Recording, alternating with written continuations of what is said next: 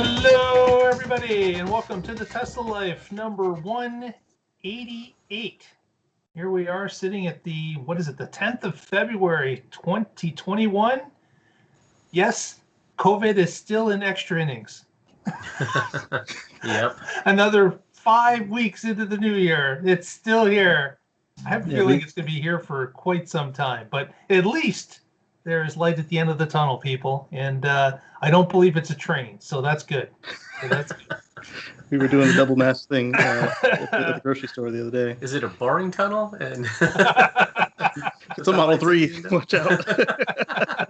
A self-driving Model 3. Well, if they have pedestrian detection, we'll be fine. Do they turn it on in the tunnel?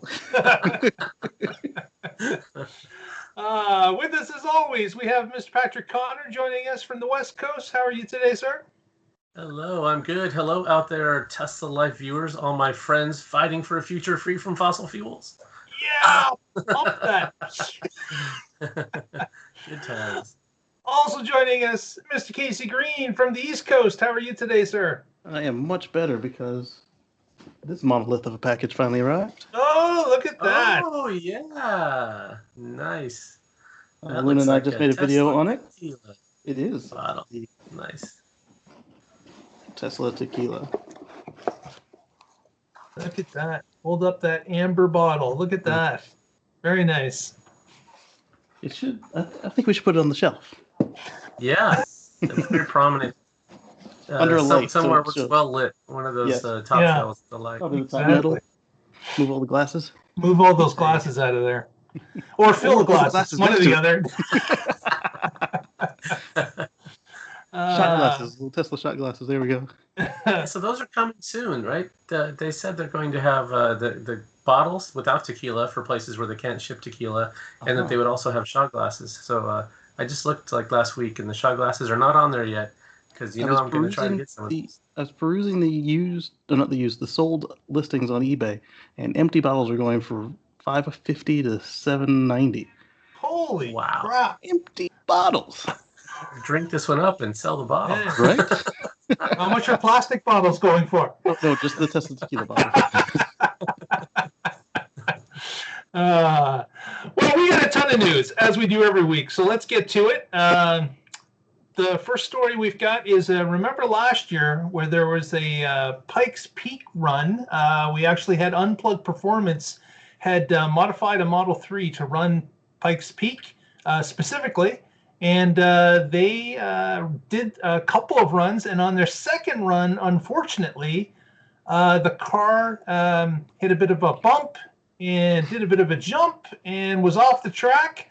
But thank goodness they didn't go over the edge, because they are racing up a mountain here, and it's there are certainly some tight turns. But the car was, in fact, somewhat broken to the point where they had 2 days to put it back together to continue the run.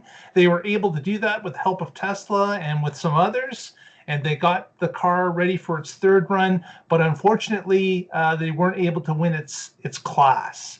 They just came in, I believe it was second. So they, good to hear, are going to be back for the 2021 season. And hopefully they won't hit that same bump and won't have to work for 48 hours to get the car back together, because certainly it's a lot smoother if you can run with the car without too many modifications, like having to remove half of it. So it's good for them that they're going to try it again, and certainly we look forward to seeing the results. Yeah, hopefully they can other Model bring 3? 2 cars. Go ahead. Yeah, bring 2 cars for sure. Did they beat the other Model 3? No. That's the other one. That's the one that beat them. Okay. Yep. Yeah, and they were in slightly different classes, because this one was, I think, modified, and the other one was in the unmodified category. Yep. And the other one still beat them. And understandable, after having this major event, you're gonna make sure you keep all 4 on the ground the second time. So they finished. They had a respectable time. So yeah, no. The fact that they didn't win isn't like shameful or anything. Right. No, not at all. But the fact they got it back on the road for the same race was that was a remarkable spot, that they in 48 hours were able to get it back on the road. And they really did tear apart another Model 3 to the point where almost half the components had to be moved. So they bought another Model 3, moved it in, did all this stuff, and boom! Oh man, it was quite the ordeal. And there they are working on it in the shadow of Pikes Peak. So it's not even like they had their own regular garage. They're they're out in the elements in a tent and whatever else they could get it to work. So yeah, if you got a spare like half hour or so, you should definitely watch the documentary on that. It was wow. Definitely. Next story is a touch upon Berlin, Gigafactory Berlin. For those that don't know, of course, Tesla is now using the Giga Press at Fremont for the Model Y for the front and rear single pieces. And apparently, Giga Berlin is going to be ramping up with 8 Giga Presses at this location, at this one location.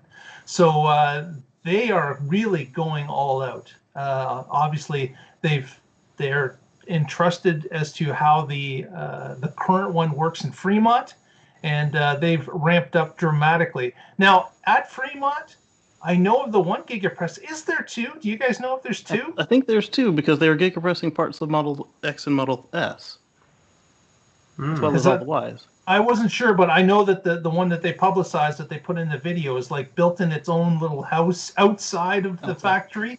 Had to build a little bit of roof for the hole in that roof. Yeah, exactly. So I wasn't sure if they had 2 there or not, but Berlin's going to have 8, and having 8, 4 times the amount at Fremont. I'm just thinking that they may be sandbagging the number of cars that they say they're going to produce. Because that is an awful lot more parts that they could pump out. There's a guy in the comments on the article who did the math. He says, assuming a 90-second cycle, with 1 Giga Press in 1 hour, you can make 40 castings.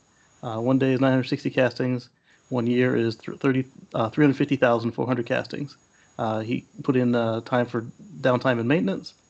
So Berlin at 8 Giga Press castings is 2.2 million per annum. Fremont with 2 Giga Presses is 560,000, and Austin with 6 Giga Press castings is 1.6 million, and that gives you 4.48 million castings per year. And if you cut it in half and say you do the same machine flips and does the front after doing the back, that would give you 2.2 million vehicles per year with front and rear castings. That's a lot of cars. Yeah, considering they barely got, was it 500,000? Yeah, and what I think we've said the number is going to be next year for 2021. We're all hovering somewhere between 900 and 1.1 million is what our guesses were, I believe. Yeah. And actually, I have a spreadsheet now, so I can record this stuff. Excellent. So I'm actually recording it, so I can go back in the records and we can see who said what when.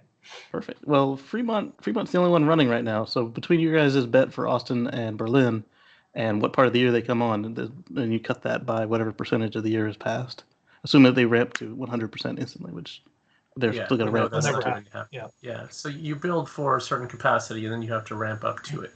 And going beyond that is really difficult. So you have to design for your end goal, even from the beginning, and so that looks like what they're doing here. And even if they get to this capacity of 2.2 million, like that reader did the math for, if you look at the company like Ford, they make 5 or 6 million cars per year. So I mean, that's great. That's a good start. And we'll see another factory or 2 coming, at least being announced this year, I'm guessing.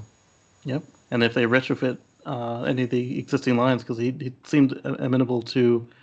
Once they had the capacity to handle another line shutdown, to changing Model 3 over to Giga Press in the U.S., and they could probably do a full line shutdown and make everything a Giga casting at this point, once the other 2 are up and running. Yeah, so this is a great example of Tesla thinking outside of the box. This is not how cars were traditionally made. They took something from the toy industry. Yeah. And if you look at their battery factory, they are taking inspiration from bottling factories and newspaper lines. Yes. Again, not from the traditional auto industry. And this is what startups can do, that companies that are 100 years old are set in their ways, and they're ossified and they're stuck. So this is great. It's nice to see Tesla. I'm amazed at how fast they went from, hey, let's try this, to let's do everything this way. Yes. Yeah, it's incredible. The limiting factor is going to be batteries there.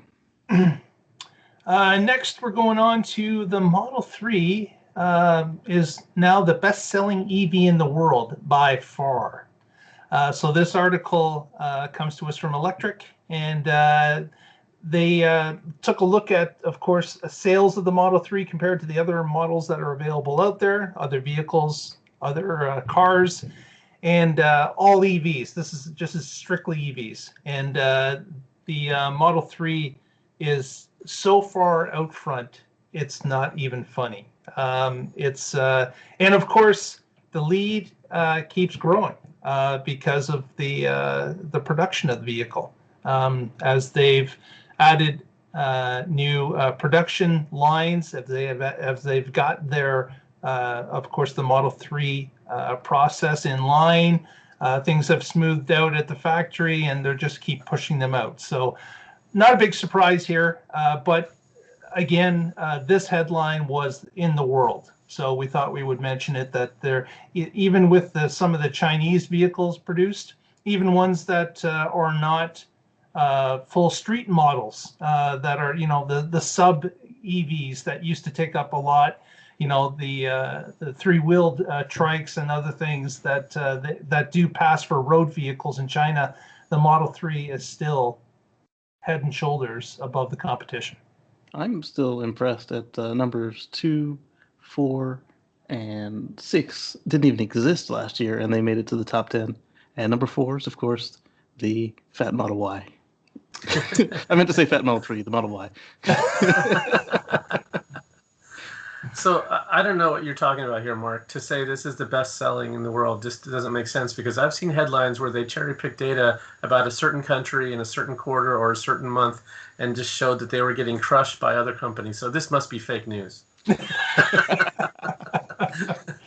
Yeah. What you're seeing is definitely fake news, but it's not here. It's on those other sources. Right. Yeah. This is the whole world for the whole year. That's the big picture. That's what matters. That's what puts EVs on the road, not some cherry pick slice in a way to tell a story that they want to make Tesla look bad.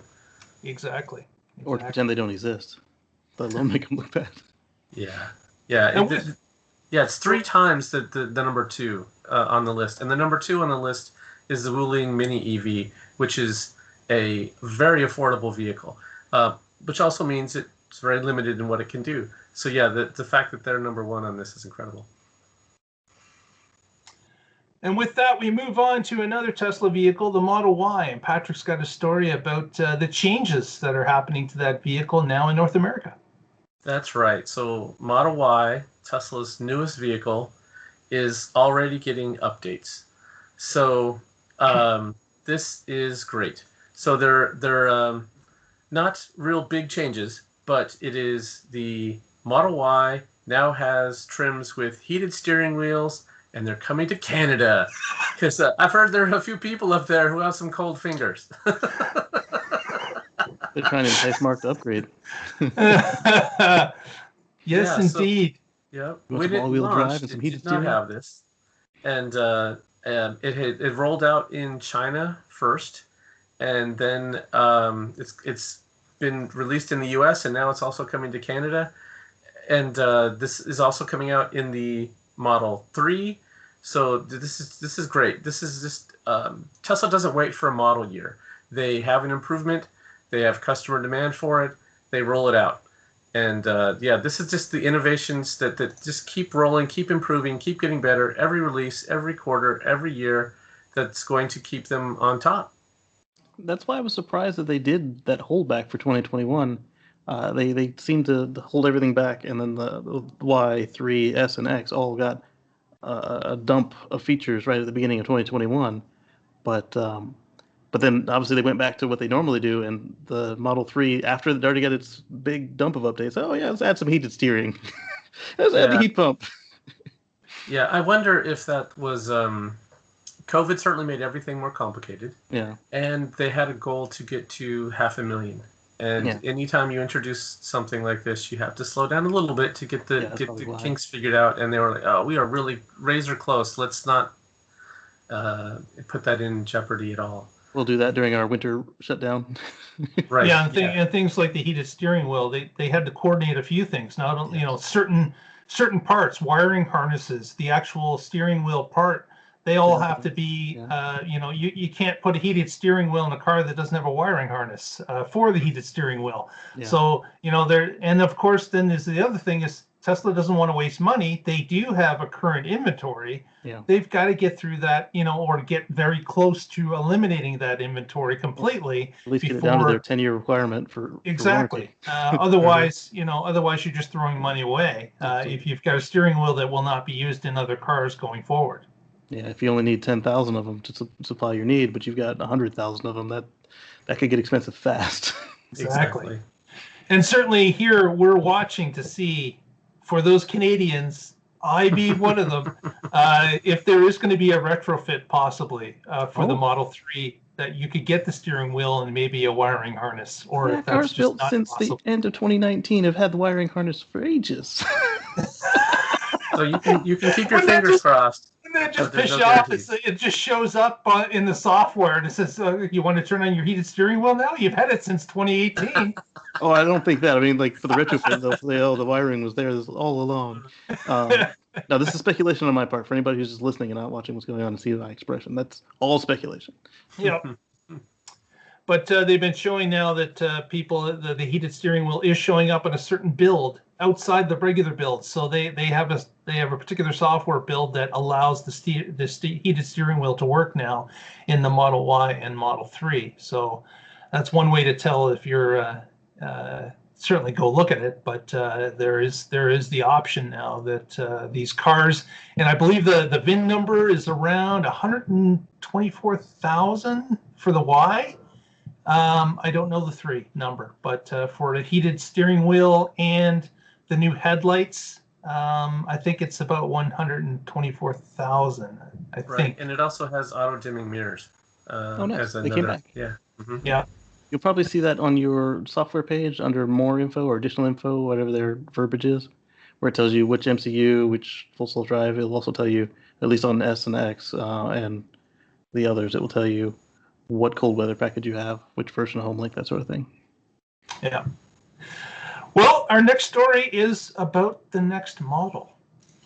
We've, of course, been watching this since the announcement, or I guess additional announcement at Battery Day about the next model that's going to be the $25,000 car, designed, built in Shanghai as a world car. We've been told that that car will be available to the world, and there were a number of these stories that hit during this week. We're just going to talk about one of them and kind of combine them. But this story talks about how government documents in Shanghai are indicating that they need the approval of the government to be able to test a new model unit built at Gigafactory Shanghai on Shanghai roads.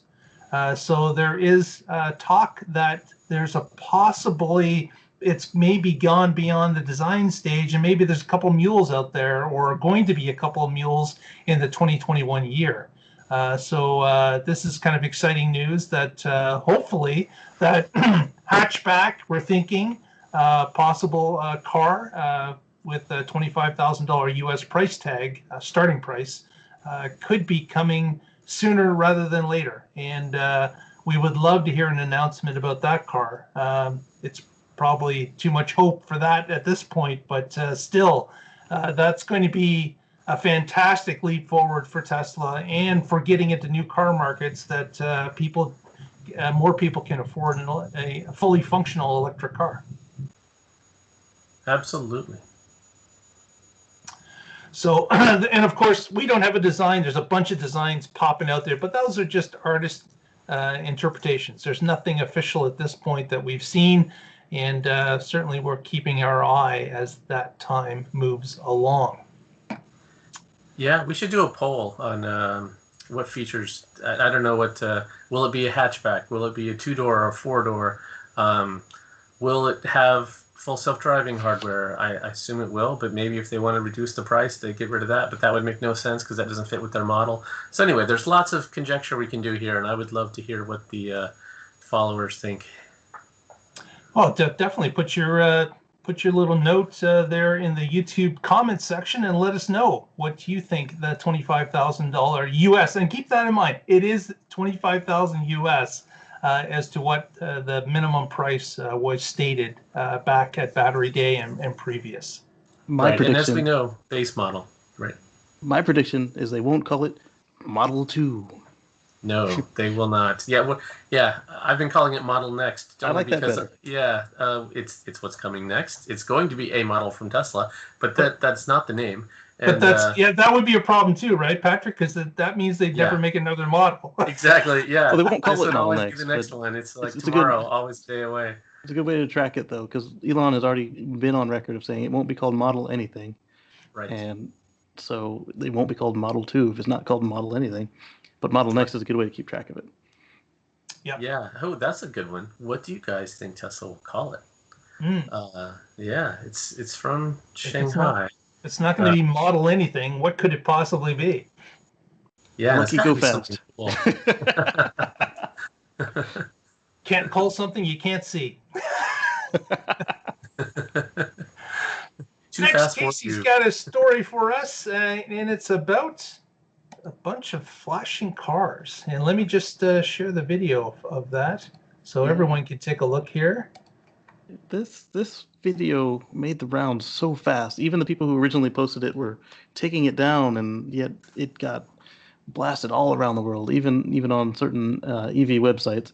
And they claim that these cars are updating via mass update, and that's why the lights are flashing. But if you look at the pattern of all the light flashes, they are flashing on the four-way flasher beat. And they claim that they're updating via StarLink is impossible because none of these cars have a StarLink terminal on board because Elon said we can't do that yet. And so it would make no sense for them to put hundreds of StarLink terminals into a port to update all these cars.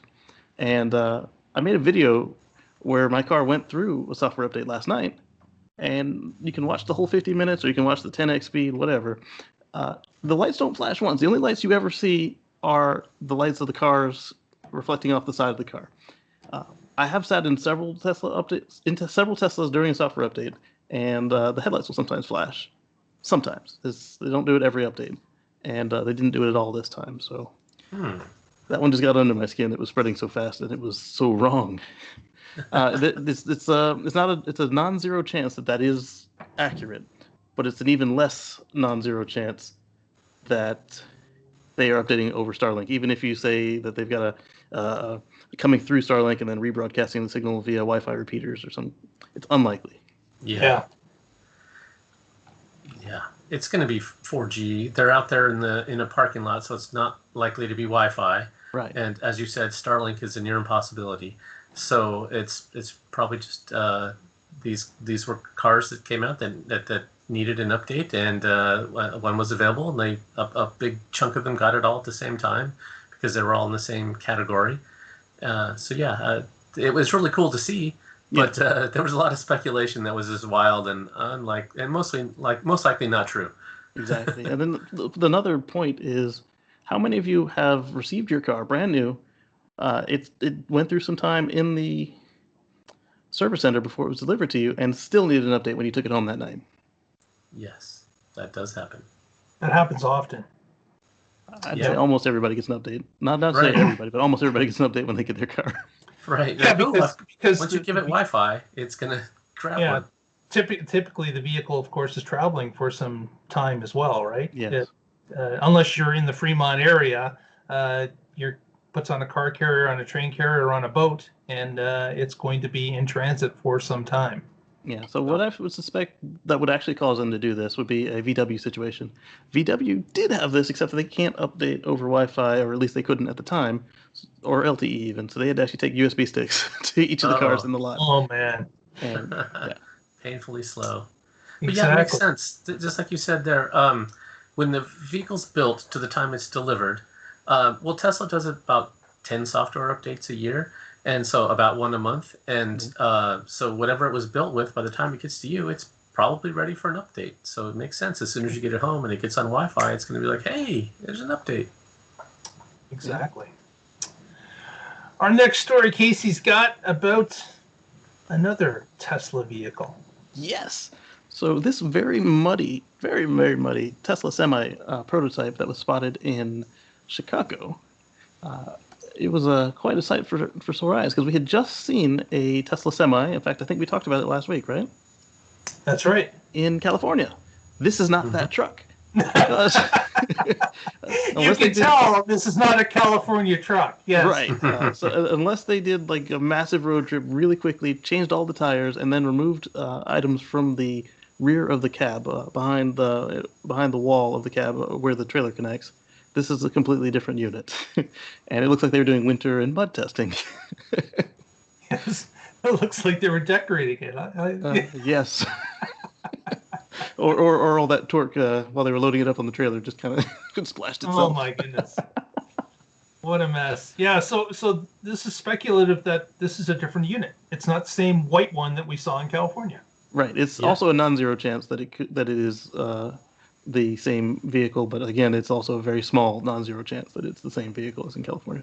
Because of to do all of that work in 2 days and travel halfway across the country is not likely. Yeah. Yeah, we've been wondering where their batteries have been going from the what is their prototype or satellite or pilot plant. All those 4680s have been going. Well, maybe they built another semi or two to test them out. I've heard 4. But if there are 4, then there's got to be more because you got the crash test vehicles. You've got all the ones you got to sit in a box to do climate testing and charge discharge and. Yeah. There's a lot. Yeah. So keep your eyes out there, Tesla public, because we believe there's more. And certainly if they're moving to different parts of the country, it'll be interesting to see where they pop up. Obviously, cold weather testing is something they're definitely going to have to do. They do have that facility in Alaska. But why this one was in the Chicago area, we really don't know. We just had a big nor'easter. Yeah. It's just fun. It's like a storm chaser. They just go to the worst part of the country for weather that week and just test for a while. No, I'm not sure. Not sure why it would have went to Chicago. If you've got photos of any pre-release Tesla, email it to the Tesla Life, or less optimally, you can tweet it at us. But if you email it, it comes in at higher quality. Mark, what's that email? You can get a hold of us, the Tesla Life @gmail.com. Also, any questions or story tips, we'll take them into consideration. And since you've already mentioned it, Casey, if you're not following us on Twitter @the Tesla Life, please join up and do that now. You can get updates throughout the week, as well as our Facebook feed, which is the Tesla Life #1, which our own Patrick curates and keeps that up to speed for us. Thank you very much, sir. You're welcome. Give this video a thumbs up while you're over there, and if that subscribe button is red, you should probably turn it gray, and we'll go on with the stories. There you go. And now that all the commercials are out of the way, we can keep going. Sponsored by the Tesla Life. Here's an interesting story. StarLink, as we've reported on previously, is now available for anyone without an invitation. So you can order your StarLink, and depending on the region you're in, you can be approved to get it. And a number of people are certainly doing that at this time. Another story about StarLink was interesting this week is that they have applied for approval from the FCC about basically VoIP phone calls to individuals with lower income. So I'm not sure how this all works, but because obviously StarLink is a paid subscription service, you're paying basically $99 a month for the service, plus the one-time startup fee to get the actual dish. But they're talking about they're going to the FCC to see if they could use their service to help facilitate voice over IP phone calls for lower income people that could use, I guess, the network. I'm not sure how this works, but you guys, have you guys heard about this at all? I haven't, but I mean, it would work pretty straightforward. You do just like your router for your cable modem or your fiber modem or DSL. I'm calling them modems or gateways, or some of them are modems. But either way, the device you get that you plug in for routing, they can build a VoIP connection in there, and then you would just plug in a landline to it. And it works pretty straightforward. Or they can do a kit where you've got one end is the StarLink router, and then the next box is your telephone or telephone host anyway. Yeah. So Right. it's certainly possible, and of course, voice over IP is very popular at this point. Has been for a couple of years now. That in fact, many people don't even have landlines anymore, and of course, they're using their cellular phones.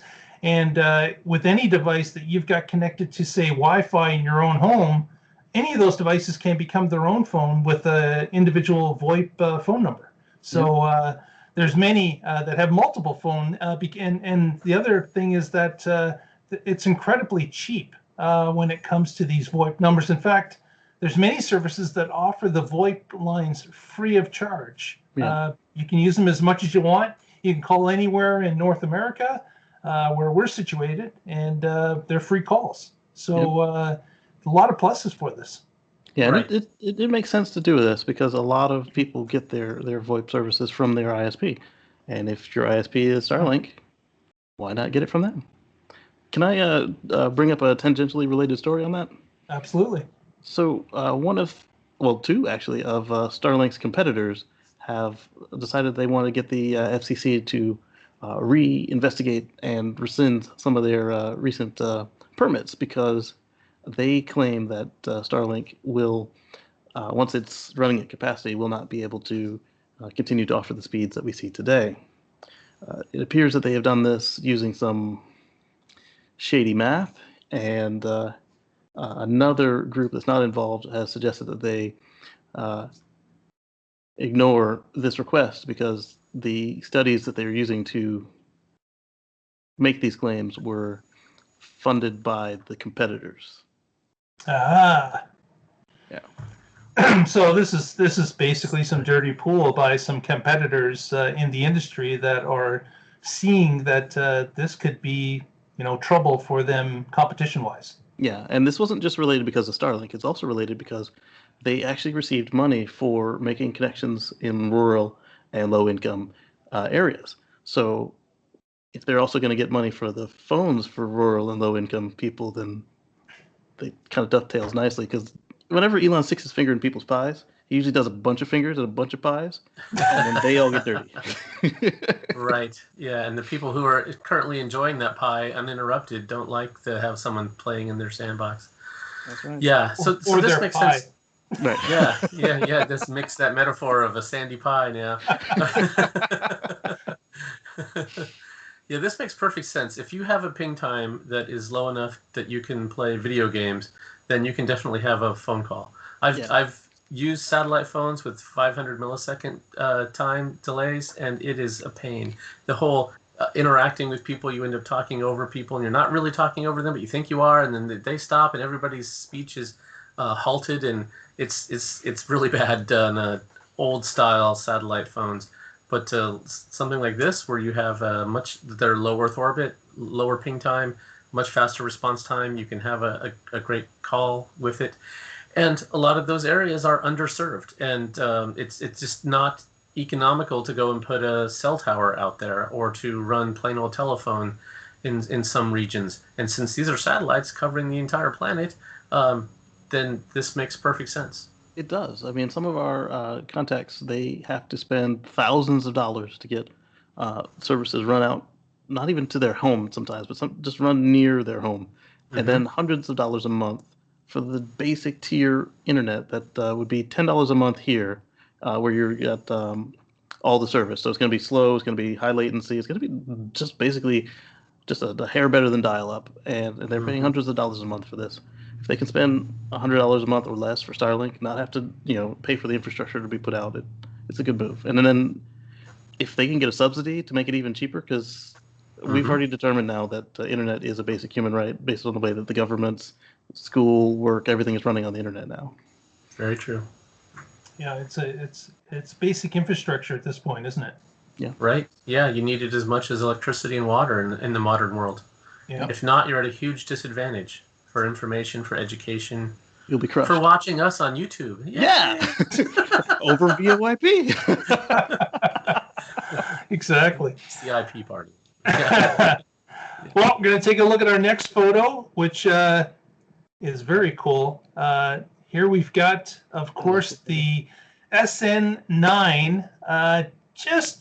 No, this was not just launching like this. This was coming down, and as you can notice, it was over the landing pad, but just wasn't quite articulated enough in a vertical position. So this was just before the crash. You can see actually one thruster, the trail thrust going out, and it looks like some steam or smoke coming out from the other side. It was supposed to have two of them going at this point. It only has one, and one that's sputtered out. And you can notice up top that the top fin is bent in the furthest position to try to get a little bit more tilting out of it. Of course, it's not going to do that if it doesn't have the right thrust. But because those wings at the top are certainly articulate during the drop and change based on the situation that vehicle has to be in as it gets close to the ground. So, and the rear flaps are wide out too. They're like, "Hey, give me some more drag." Yeah, exactly. So Elon, I guess, was being prompted with a number of questions about why did the vehicle come down with a single engine on? Why weren't there more than one engine working? Why didn't you light it sooner? Yeah. Why? Exactly. Like all second. Armchair quarterbacks. Monday morning. Exactly. Yeah. The next day, armchair quarterbacks, and they were trying to get some information out of it. And Elon just replied, "We were dumb," was the quote that he put in his Twitter response. Yeah. So. And that one was most directly on several of us, especially somebody near Tim Dodd, or actually Tim Dodd, on the tweet chain, had asked, "Why don't you just turn them all on and then turn off the one you don't need?" And Elon says, "We were dumb." And then he also said that what they plan to do for SN10 and later is go ahead and turn on all three and then turn off the one he called the least lever arm. So basically the one that can produce the least amount of force on the vehicle. They'll shut that one down to save the fuel for the two that do have the most torque.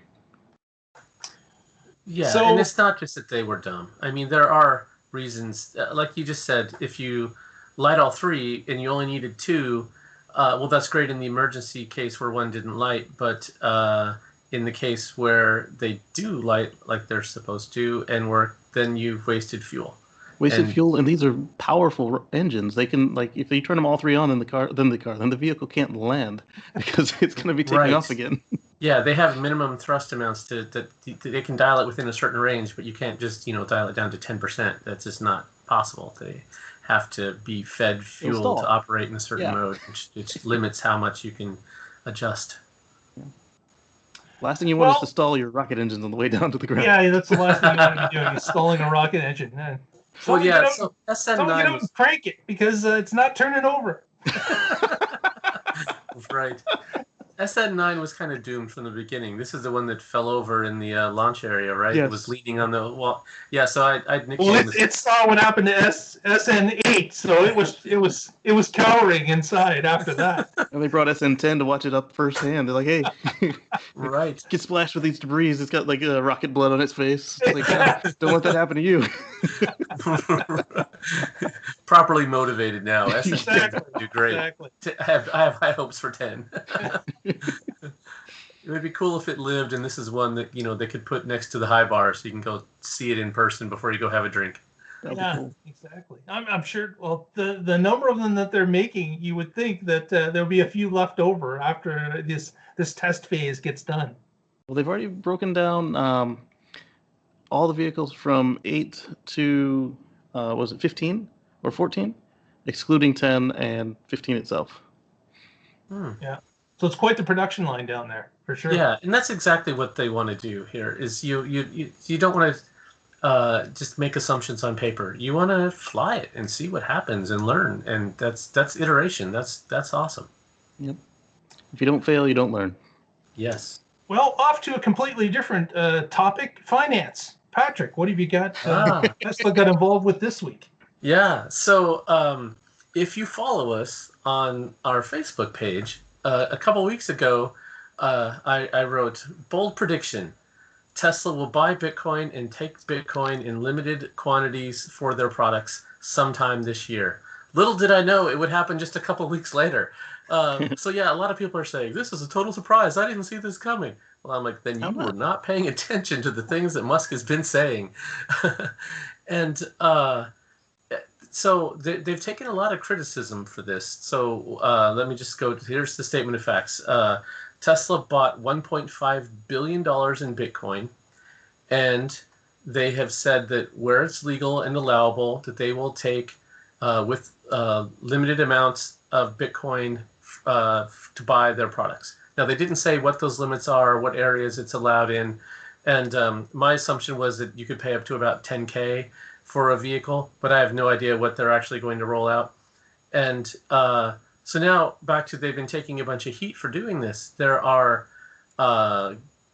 some groups that are just saying that this is crazy, this doesn't make sense, why would they do such a thing? Well, it's 1.5 billion, which is a huge number, but based on what they have in assets and cash in the bank, it's not a great big number. In fact, it's only a portion of what they raised last year.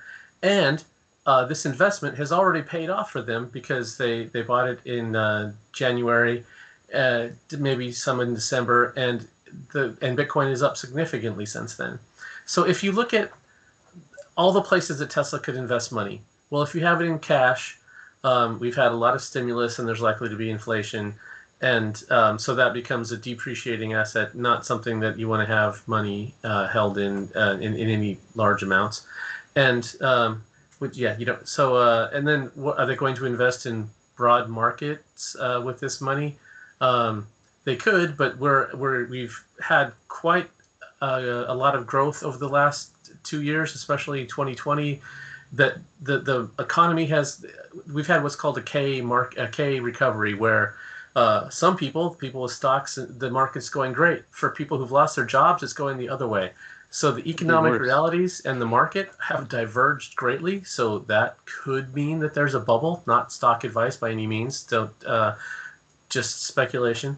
That so investing in broad S&P 500 indexes or other things might not be good. So putting some money in Bitcoin makes a lot of sense. And it's actually, I think, very soon going to be seen as irresponsible not to have some in there. Maybe it's only 1 or 2%, but I think a lot of businesses are going to start doing this. And Tesla's not the first to do it. And they're just the one that they're getting a lot of press for it. And so I think this is a smart move. And regardless of what the rest of the market says, and just for full disclosure, I have a little bit of Bitcoin I bought in 2015 that has done very well. And I wish I bought more than I did because it was a tiny amount. But now it's turned into something notable. So that's where I stand on that. What do you guys think? I've got a question. I got a question about the purchase, using Bitcoin to purchase some of a product. Yeah. With Bitcoin fluctuating so much in the amount, that it's worth. So Patrick and I were talking before the show. We've ascertained that between now and 2 years ago, there's a fluctuation of $3,000 to $44,000. That is a huge fluctuation. Why would you have currency and use it to buy something when it could be wildly different from day to day? I was talking to some folks the other day about the Papa John's pizza bitcoins. 100,000 bitcoins for 2 pizzas. Was a $23 million pizza today? Oh, yeah, wow. like it seems with it fluctuating so much. Like, I understand people using it as an investment, but to use it to purchase something, if it swings that far, And I realize it may not. It may level out at some point, and I guess that's probably everyone's hope and dream is that Bitcoin starts to follow a normal path of a currency. But right now, it's the Wild West. Yeah. Would you not agree? Definitely. My understanding is, didn't a couple early Model S's or Roadsters get sold? Well, it would have been Roadsters. Model S's get sold with Bitcoin, or did they convert them and then give them cash? In the used market or new? New. No, I don't know that Tesla ever accepted those as payment. I think people might have sold Bitcoin to buy them. Okay, that's probably what happened then, because that was during the first spike. Right. Yeah. And so so Tesla takes all sorts of currencies. They all fluctuate to some level. And this amount that we just talked about is extreme, but that didn't happen overnight, right? That happened over years. So when you're taking it, you're going to have some okay, here's how much we will offer you for it, amount that may or may not be exactly what you could get from some other, because it might be a moving average of the last 10 minutes or something instead of the price right now. Right? And we've seen them do this too with usually he gives a week warning. Hey, next week the price in Japan is dropping, or hey, next week the price in Great Britain. Well, they don't need to tell us about the drops, or about the drops. Yeah, hey, next week the price in Great Britain is going up because of currency. Yeah, so I doubt they're going to have like a Bitcoin price. What they're going to have is a local currency price, and then some translation of what Bitcoins are worth, and they're going to have some market that they're tracking for that. And then when you pay with that, they can, at their own discretion, either immediately cash that in at the value that they've agreed with you on that market is taking, and apply that, or they can give you that cash value and just hold the Bitcoin if they want to have more Bitcoin in their holdings. So and that's at their own discretion. Their SEC paperwork discussed that, and it's really kind of cool. I was thinking that they were going to just start taking it as payment and whatever until they get up to some number that they want, but instead they bought some, and the buying it is really a good idea, because now those fluctuations for any given transaction are also reflected in their holdings. So it's not, it doesn't matter so much within any one transaction. It becomes a bit of a buffer. Yes, exactly. Yeah, so they don't have to transact it if the price is down. They can just hold it. They can wait a week or two or a month or a year and then transact it at what is hopefully a better price sometime at a later date. They could even have, like you can do this with the stock market. You can say, hey, if it hits this price, sell, because that's where I'm willing to part with it. And so you can have these trailing stops or whatever, and they can do that with their Bitcoin as well. Yeah, someone pointed out that now, because of this, that Bitcoin is now in the S&P 500 because Tesla bought $1.5 billion of it. That's true. Yeah. I wonder what the total market cap of the S&P 500 is and what percentage this works out to be. That's I will do that math offline. Yeah. Yeah. Well, so if more businesses do that's going to help get us to the point where it is stable, right? Because Tesla's not going to be trading this 1.5 billion, and that'll help have, just like with more companies are holding Tesla stock now, it shouldn't be as volatile. Yeah. And then somebody is talking up a storm about bringing Elon under SEC regs again because of his tweets about Dogecoin, and Dogecoin is a different cryptocurrency than Bitcoin, which his company just recently purchased. Unrelated and different, yes. Mm-hmm. Hopefully that nuisance suit is just dropped. Also, Tesla keeps expanding, and this week it was announced that the Romanian first store opened up in Romania, and they now have a Tesla store, the first they've ever had, and of course superchargers are following in that country as well. So cool, congratulations on another country entered. Last week Singapore announced, this week Romania actually gets it. So. And not our final story, but we do have one last thing after this. Germany has apparently approved level 4 autonomy on its roads. So this was just announced yesterday that they've gone through the regulatory approval of L4 autonomy will be available in certain regions of the country, starting with. And of course, it's going to be monitored as to the effectiveness of L4. But L4 is, as you know, is pretty well full autonomy. It's just one step below. L5 is full autonomy. L4, apparently, you don't need to be paying attention in an L4 car. That's true. So it's the same as level 5, except it has restricted domains. Like it can only be in certain areas where they're highly detailed mapped, or there are weather condition requirements, like it can't be raining or snowing. And so when it's in that mode, it's working great. It does everything, but it's limited on when it can be or where it can be in that mode. Yeah, that makes sense for Tesla, because a lot of the vehicles on the road with the FSD package right now are limited in a certain way, in that the Model 3s with the icing at the radar, the Model S and the Model X with some of the same issues, where they're fine at night and all of the times, but if you lose a sensor or if the weather is too bad, where like my car, when you wash the windshield, it thinks it's a hurricane, and so it drops out. Oops. Yeah. Yeah, so again, we've heard Elon talk about full self-driving, and right along with that statement comes regulatory concerns. What country, what state, what region is going to allow it? Well, this is the first I've heard of a country actually approving it in certain designated areas, of, certainly large country. So it'll be interesting to see if and of course with Tesla and a presence in Germany, that bodes well for them, because they can certainly capitalize on that by using it in the country that they're already set up in. So, right, unless those test zones that they've authorized were the BMW test grounds, the Volkswagen test grounds, no place else. well, Elon and the CEO of Volkswagen, they're like this now. So I'm sure he'll let a couple Model X's or Y's out on the VW track, I'm sure. But the beauty of them allowing this is that now it'll be easier for other regulatory agencies to point at them and say, look, there's our template. Right. Yeah. And, Germany, the auto industry is huge in that country. So it makes sense that they're going to have a vested interest in having this allowed there, so the companies that they support can develop their technology. Yep.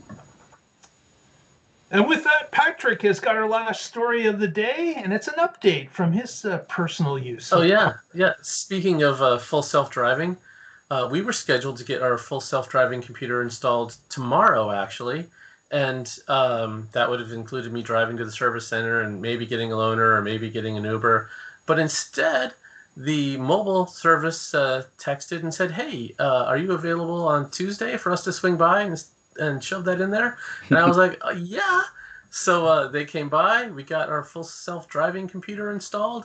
And it has to go through a calibration phase. So I was driving around last night, and click, it came through. And so I pulled over into a parking lot and went through the menu and enabled all the various autopilot features and accepted, yes, they're beta. Yes, I'll pay attention. I understand this. I accept the risks. And then was letting it navigate on autopilot and drive around. And there's this one particular street that has really large intersections and not very well painted lines.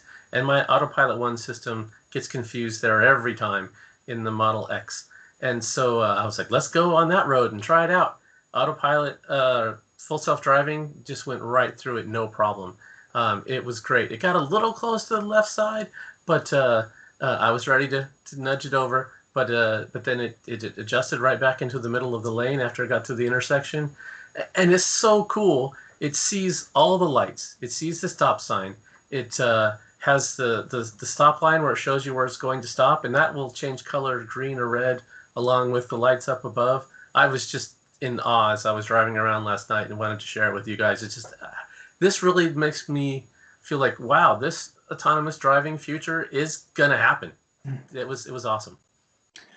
I'll just share a story with you guys as well, is that through the Twitter feed, we had someone that contacted us talking about full self-driving beta, and had indicated that there's someone that has epilepsy, had it for a long time, have not been able to drive a car for some time, and they are definitely watching the improvements here as we get closer to full self-driving, because their thought is this becomes a new mode of freedom for them, where they could purchase a car and just type in or talk to it to tell it where to go, and they would be able to enjoy a drive themselves, by themselves, that they have not been able to do that for a number of years since their disease has progressed.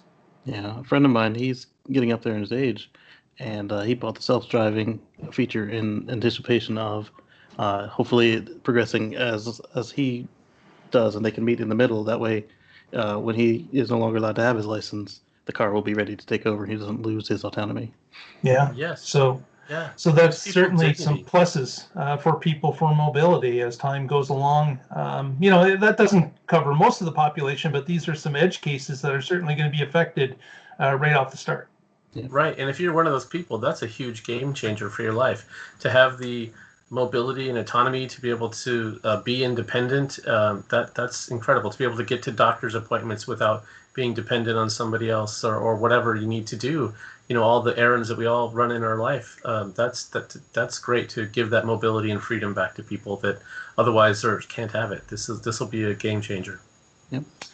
And with that, we're going to close up. Did a great show tonight, guys. Fantastic. Casey, any parting words for us tonight? Yeah, I just had back-to-back software updates. So check out my channel. It's youtube.com/Casey Green. That's KACEYGREEN. I've got videos on that. I've got a video I'm about to edit on the Tesla tequila unboxing and more. Cool. Very good. Patrick, any parting words from you? Yes, I'm with the Oregon Electric Vehicle Association. You can find us at oeva.org, and I blog at carswithcords.net. I have one up there now about car culture and how there are some legacy companies that might not be able to make this transition despite what their leadership is saying. There's a lot of hurdles and obstacles that might force them down the path of Blockbuster and Kodak, whether or not they want to go that way. Interesting read, absolutely. With that, everyone, have yourselves a great week. We'll roll the music, and we will see what's happening next week in the Tesla life. Thank you, Lee Moon. Stay positive. That's negative. Good night, all.